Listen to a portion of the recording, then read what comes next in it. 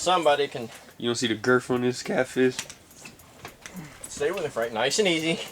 Don't rush him too much. It's called a hook remover. I'm looking at. And it works real good. 14. Yep. Okay, there you go. Now just put your rod back in the holder. Hold up. Yeah. I gotta get ready for this guy. And I'll untangle that line in a minute. Jeff, I'm coming back your way.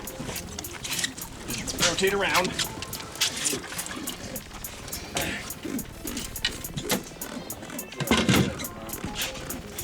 I need that. Perfect. There you go. Take a minute or two to get the lines all unwrapped. Quit you jumping and hit you. You'll in a second. Okay, now you see shit all over my boat and all over you. Okay, take him to. Now there's a scale on there. Hey, Frank. Hey, 14 pounder. 14 pounder? How that fight was? Man, it was wonderful. Wonderful? Whoa, man, it was on the money. Boy, look, that is a nice catfish, boy. You and Dave, I got it. It's me and Jose turn now. All right, get yours.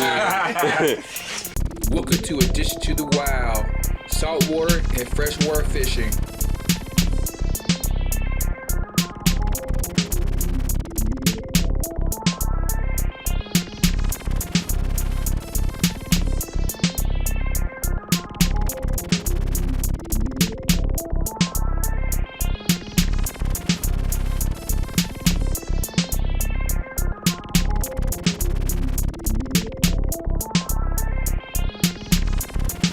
Now sit back and relax and have some fun. Please stay tuned.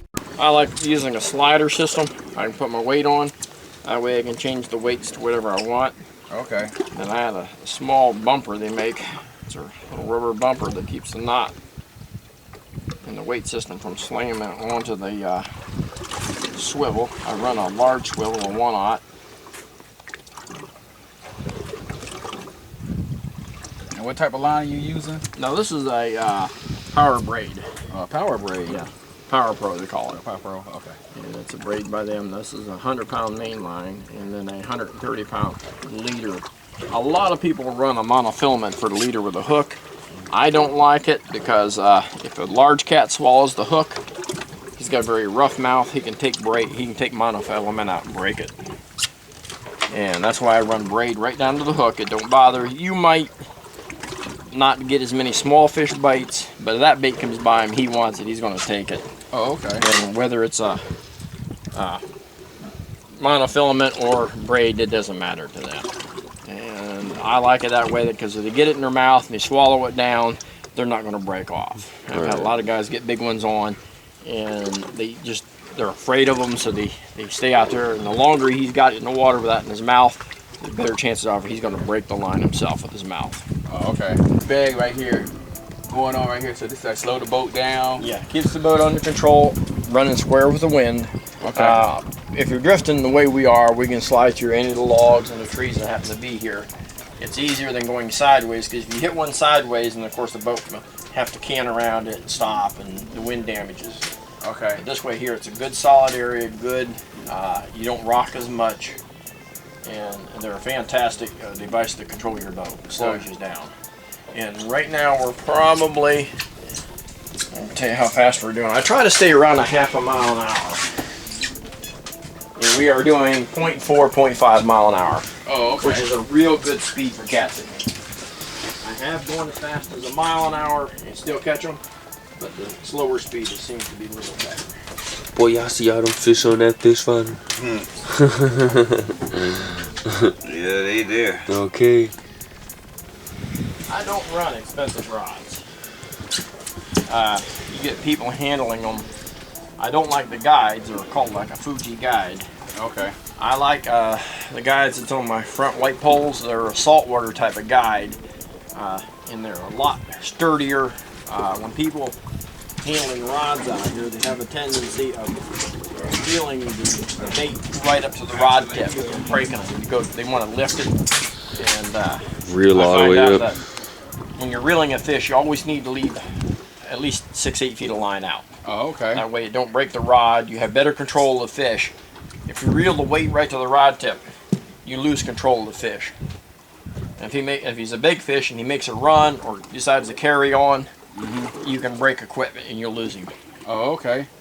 So let me ask you one more question real quick. So you got them different feet out there. Like, can you explain how the distance of each rod you got going on out here? What it is the distance of my lines keep them from getting together. Yes. And I run 2 rods off the front, 130 and 140, 130 feet and 140 feet back. And they're more of a teaser. Okay. And right behind them, you'll find this one's 160 feet.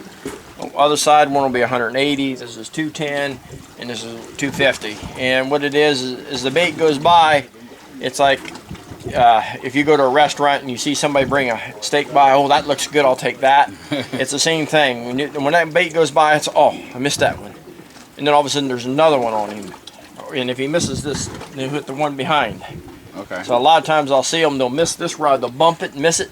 But if you're moving too fast, then he can grab the back rod. He's it like alerts him that there's food coming. Oh, okay. And then also, when you're drifting like this, the wind changes direction a lot. Sometimes you'll be going this way, and all of a sudden she'll switch and start blowing you this way.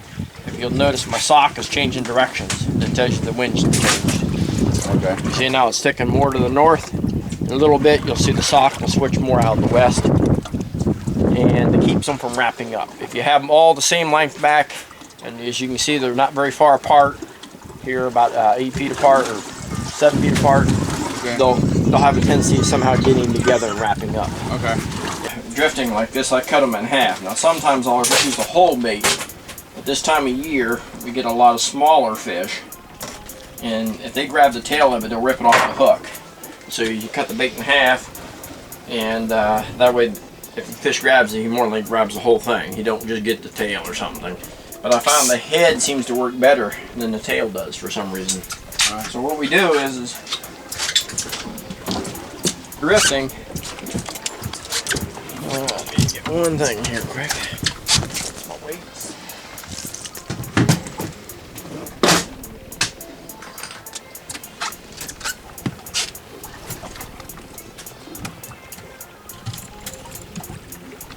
What I do is I have a weight system that's got a 1 ounce weight on it that will drag on the bottom, similar to what they use up north as a bottom bouncer, they call it.